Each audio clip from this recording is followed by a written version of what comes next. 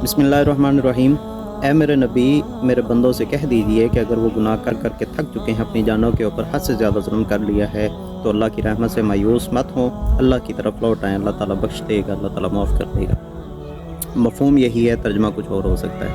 Simple چیز یہ ہے کہ ساری زندگی ہم گناہوں کے اندر گزار رہے ہیں اور گزر بھی رہی ہے، بہت سے گناہ ہیں جو ہم کر رہے ہیں اور کیے جا رہے ہیں۔ تو جب بھی ان گناہوں کے اوپر ہمیں پچھتاوا ہوتا ہے تو شیطان جو ہے وہ ایک عمل کرتا ہے کہ یار اتنے گناہ کر دیے ہیں کہ کیا اللہ معاف کر دے گا تمہیں؟ تمہارے گناہ اتنے بڑے بڑے ہیں، تم نے اتنے جبر کیے ہوئے ہیں، تم نے اتنے ظلم کیے ہوئے ہیں، اتنے بڑے بڑے گناہ، کیا اللہ معاف کر دے گا؟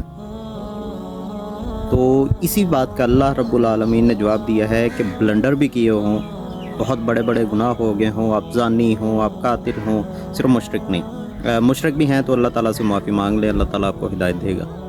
اللہ رب العزت کہتا ہے کہ میں معاف کرنے پر قادر ہوں، میری رحمت سے مایوس نہیں ہونا۔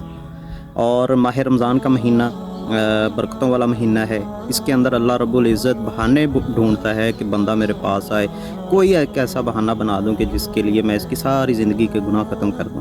تو آئیے اللہ کے در پہ آ جائیے، کم از کم اس رمضان کی قدر کیجیے تاکہ اللہ تعالیٰ ہمارے پچھلے گناہ معاف فرمائے اور ہمارے آنے والے حالات کو اللہ تعالیٰ درست فرمائے۔ آمین۔ السلام علیکم۔